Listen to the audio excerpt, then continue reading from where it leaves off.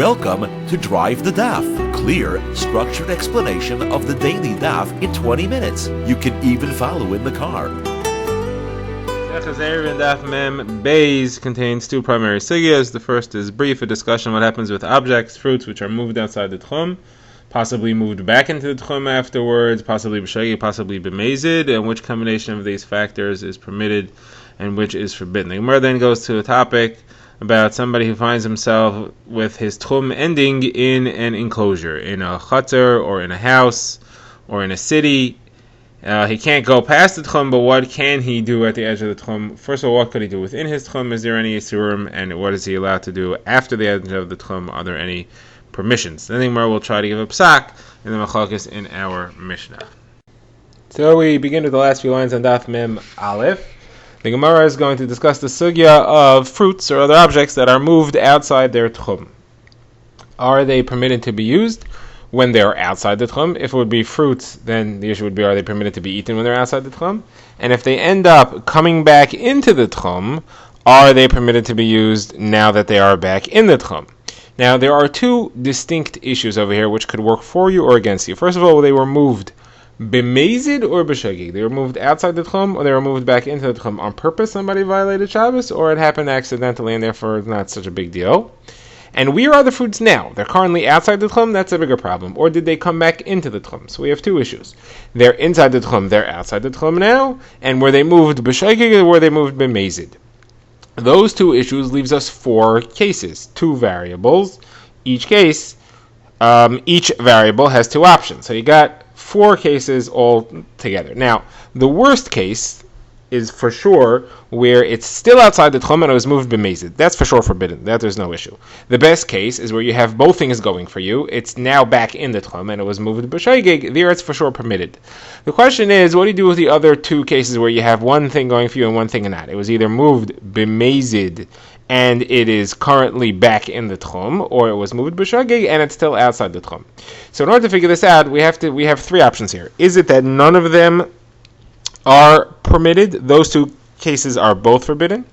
Or is it that they're both permitted? It's all right. All you need is one of the two variables going your way to make it mutter. Or do we say, you know what? It depends which variable. It really, all the b'shoigigs are mutter, and all the b'mezid are also whether you're inside the tchum or outside the tchum.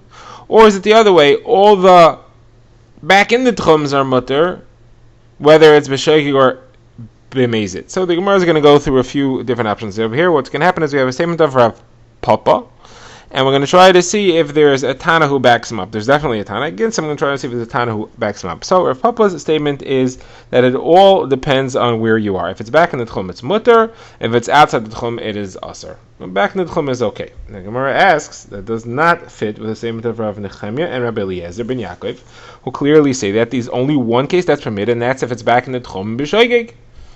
That's against Rav Papa, who said that even if it is back in the tchum b'mezid, that's also okay, because back in the tchum is the only thing that counts. Now the Gemara has another brisa, which quotes the Tana Kama and Rav Nechemia and Rabbi Eliezer.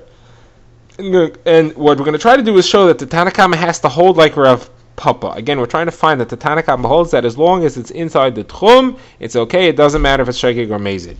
And we're assuming that we have it clear that Rabbi Nechemia says that you need to have both things going for you. There's only one case that's permitted, if it's back in the tchum and it was b'shagig. So the Gemara quotes the brisa. The brisa quotes the Tana Kama, who says that anything which is outside the tchum, if it went outside the tchum, so if it's b'shagig, it's okay. If it's b'mezid, it's no good. The Tana Kama seems to say it all depends on shogig. Shogig is always good, mezid is not good. On that comes along Rabbi Nechemia, and he argues and he says, no, it's only good if it's b'mekoymoi.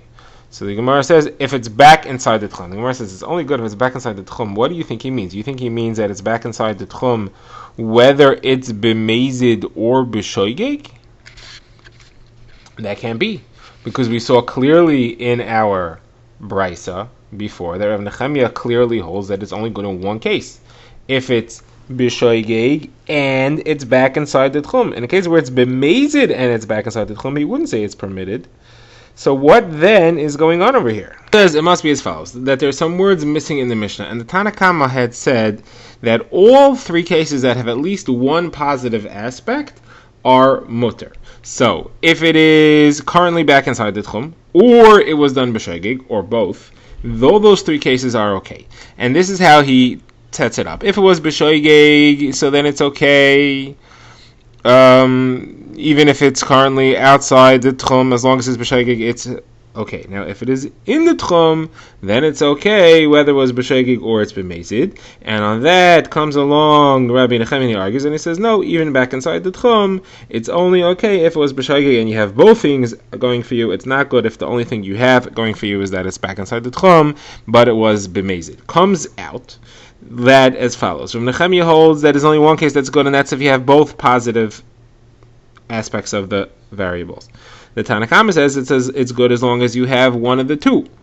What did Rav Papa say? He said it's good as long as it was back inside the tchum. So the Tanna Kama will agree with him. He'll even go further. But the Tanna Kama will agree. He'll say as long as you have it back inside the tchum, you have one out of the two, so it's good. Everything's great. So Gemara says, no, that's not necessarily how you have to adjust this Mishnah. It doesn't have to be that way at all. It could be that the Tanna Kama only said that it's good as long as it's b'shogig. He said it all depends on shogig. It doesn't matter where it is. It all depends on shogig. As long as it's b'shogig, it's good, even if it's currently outside the tchum. On that came along Rav Nechemi, and he said, no, it's only good if you have both. It's only good if it's b'shogig and it's back in the tchum. That makes sense. That could be what he's arguing on. And then Rav Nechemi's language makes sense. And that doesn't back up Rav Papa, who said that even if it was done b'mezid, it's okay as long as it's back inside the tchum. Nobody holds that way. The Gemara now says, no, that can't be, because we saw clearly that Rav Nechemi said it in his brisa that the only case that's permitted is if you have both things going for you. It is inside the tchum, back inside the tchum, and it was b'shogig. He's clearly saying it's only if it is b'shogig. That means that the Tanna Kama must have said otherwise. The Tanna Kama must have said it's okay if you have any one of the two things going for you, and therefore he's also saying that it's okay if it is inside the tchum and is b'mezid, which is what Rav Papa said, and therefore Rav Papa is covered. Okay, now the Gemara starts a new sugi. The Gemara says, what happens if somebody is spending Shabbos in a field, and while he's out there on Shabbos, a guy comes and builds a fence around him, and now he's in a fenced-in area. So there's two questions. First of all, can he carry within that fenced-in area? And second of all, can that fenced-in area make it all considered his tchum? That fenced-in area was larger than his 2,000 amma tchum. Is he allowed to carry within it? The rule is that a fenced-in area counts as your 4 amma house. You should be allowed to carry within it. So the Gemara says two approaches, and potentially a third, but it'll end up being only two. First of all, Rav Nachman says the name of Shmuel. The halacha is that he's not allowed to walk further than his tchum, because your tchum is decided at the moment Shabbos begins. This fence was added later, so it doesn't help for you. You are allowed to carry, though. Carrying is okay, because you are fenced in now. And you're allowed to carry as far as your tchum. When you get to the edge of your tchum, you're allowed to carry past it, but you can't walk past it. So what you could do is you could throw it further. That you're allowed to do, just can't walk further. Now, Rav Huna says, however, you're not allowed to carry within this area. You're only allowed to carry within 4 amos, like you're always allowed to carry, even if you're in a Rishos Harabim or in a Carmelis. You're allowed to walk your 2,000 amos tchum, but you're not allowed to carry more than 4 amos. Someone says, why shouldn't you be allowed to carry? What's the reason? You're within the fenced-in area. The fenced-in area is allowed to be built on Shabbos as long as you're fenced in, you're okay, even if you weren't fenced at the beginning of Shabbos. The Gemara says that we're afraid that if we let him carry, he's going to end up throwing it, and then he's going to end up walking to where his object is, and then he'll walk outside the tchum. So the Gemara says, great, so let him carry up to the edge of the tchum. You don't want him to throw it further than the tchum because he'll end up walking to where his object is. But up to the tchum, he should be able to carry. The Gemara says, no. The problem is that outside the tchum, he's not allowed to carry. Inside the tchum, even though he is allowed to carry, but now he's in an area which he's not allowed to carry, which is open to an area in which he is allowed to carry. And we know the rule is, anytime you have two areas, one you're allowed to carry, one you're not, and they're fully open to each other, you can't carry in either of them. And therefore, this guy is not allowed to carry in any of these areas. The Gemara quotes of Chia Barav, who says that he's allowed to carry up until the edge of the 2,000 amos and not allowed to throw anything further. The Gemara says, how can he say that? What about the argument we just heard? It's an area which you're allowed to carry, open to an area which you're not allowed to carry, and we said you're not allowed to do that. How can you argue on Rav Huna? So the Gemara says, no, really, he also says, like Rav Huna, only up to 4 amos. The Gemara says, well, then he's the same as Rav Huna. The Gemara says, yeah, okay, so change his halacha over here. He says, v'chein, Rabbi Chia Barav, the same as Rav Huna. Now the Gemara says Rav Nachman tries to prove his position to Rav Huna. He tries to prove that you're allowed to carry. Quotes a brisa. The brisa says that if somebody was outside the city, and Shabbos began, and he's walking along his tchum, and he finds himself inside the city, his tchum extends to within the city. Halachas, he's allowed to carry anywhere within the city. Not allowed to walk past his tchum, but he's allowed to carry.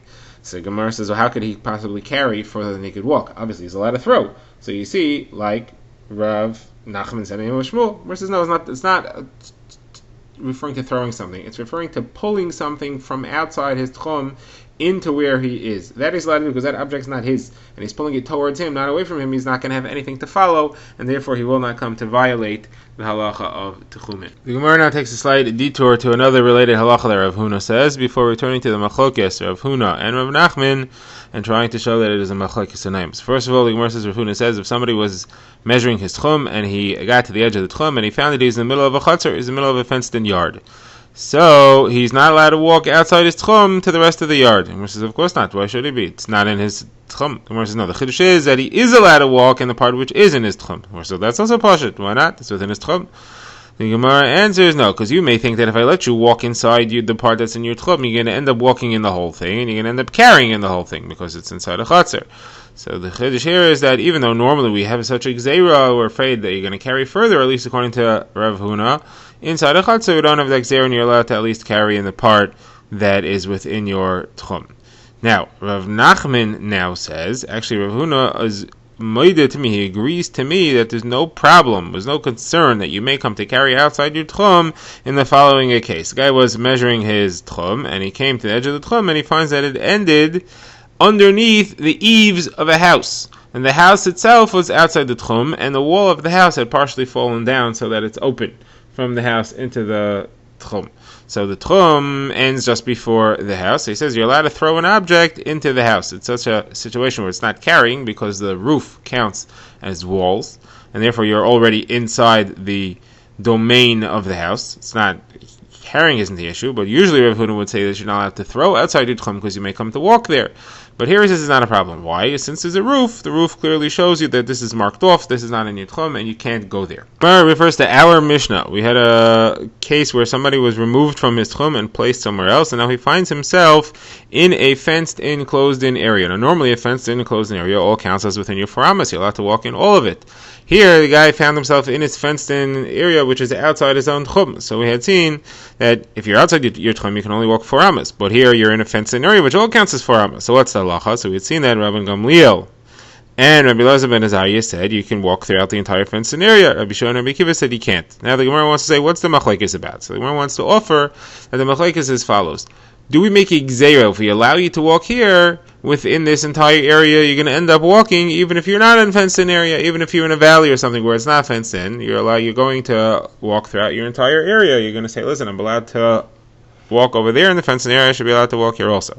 That means that one opinion holds the gzeira, one opinion does not hold the gzeira. The Gemara wants to say this is very similar to Rav Huna's gzeira of if we allow you to walk in your entire tchum, you may come, and we allow you to throw something further, then you may come to walk after your object. The Gemara assumes that if you hold of the gzeira of walking outside your fenced-in area, then you should also hold of the gzeira of following your object when it's thrown. And if you don't hold of one gzeira, you shouldn't hold of the other gzeira. The Gemara wants to say that the two machlokes are the same. Now the Gemara says, no, they're not the same at all. One has nothing to do with the other. First of all, according to the opinion that says that it is forbidden, how do you know it's a gzeira? Maybe it's not a gzeira at all. Maybe they just say that you're only allowed to walk within the entire fenced-in area if you started Shabbos there, because when you began your Shabbos, that entire fenced-in area hit as your 4 amas. You end up placed in there on Shabbos, you're limited to your 4 amas. The fenced-in area doesn't work for you. That's first of all. And even if you hold that there is a gzeira, even if you hold that there's no gzeira, let's say the reason was because of the gzeira, and you hold that there's no gzeira. Maybe you only hold that there's no gzeira from a fenced-in area to a non-fenced-in area. It's 2 different places. Maybe you'll say if you carry within that, the fact that I don't hold of gzeira from one area to another area, from the fenced-in to the non-fenced-in, that is very logical not to hold of that gzeira, because it's 2 different areas. People can tell the difference, but if you're within one area and you may walk a little bit too far, there it's likely to hold of the gzeira. So even if this machlokes really is about gzeiras, you can't link the two, because just because you don't hold of this gzeira of carrying in the valley doesn't mean you won't hold of the gzeira of going further than you meant to go. Now the Gemara wants to know what the halacha is, and besides for the machlokes between Rav Gamliel and Rav Elazar ben Azariah against Rabbi Yeshua and Rabbi Akiva in the case of somebody who finds himself outside his tchum, there was another case of where they're traveling in a boat, and the boat carries him outside his tchum on Shabbos, so you're allowed to walk the rest of the boat, are restricted to 4 amas. And again, Rabban Gamliel and Rabbi Elazar ben Azariah went lakul and said you can travel throughout the boat. So what is the halacha? So the Gemara quotes a machlokes between Rav and Shmuel. Both of them agree that in the case of the boat, the halacha is like Rabban Gamliel, you can go lakul, you can walk throughout the boat. In the case of the guy who picked you up and placed you outside your tchum, there it's a machlokes. According to Shmuel, the halacha is like Rabban Gamliel. The halacha is not like Rabban Gamliel, and according to Rav, the halacha is like Rabban Gamliel. So Gemara says, what's the reason that in the case of the boat, everybody agrees? Why does everybody agree with in the case of the boat, the halacha is allowed to walk all around the boat? You're not limited to your 4 amas. So Gemara says, actually, the reason that we hold that way is a machlokes. According to Rabbah, the reason is because you began Shabbos inside the walls of the boat. And therefore, at the beginning of Shabbos, the entire boat was your 4 amas, even though you were later moved. Your entire 4 amas, your entire walled-in areas of the boat was moved outside your tchum. Still, your 4 amas hit and became your 4 amas. The entire area of the boat became your 4 amas at the beginning of Shabbos, and that's how it stays. That's different than in the case of where you were carried outside your tchum and now placed within a walled area that wasn't your walled area in the beginning of Shabbos. That's Rabbah's pshat. Rabbi Zerah's pshat is, look, the boat's carrying you all along anyway. So it continues to carry you outside your 4 amas. So you continue to be placed at a new 4 amas as you're walking. And every time you moved outside your old 4 amas, you get a new 4 amas. So now you can keep walking because you got a new 4 amas, and you can walk another few amas. So therefore you can end up walking as far as you can walk all around the boat. So what's the difference between the two opinions? It says the difference would be if the walls aren't there anymore. Either the walls are too low, the walls, you didn't begin Shabbos with walls around you, the boat had very low walls, though the walls broke, or you jumped from one boat to another boat, and now the boat that you're in now is not the boat that you started Shabbos in, and therefore you don't have the svara that these walls were with you at the beginning of Shabbos, and you could walk throughout those walls. Drive the Daf is a project of the Grand Woodlands Shul and is presented by Rabbi Yitzchak Landa. Find us on YouTube or subscribe to daily emails by emailing drivethedaf@gmail.com.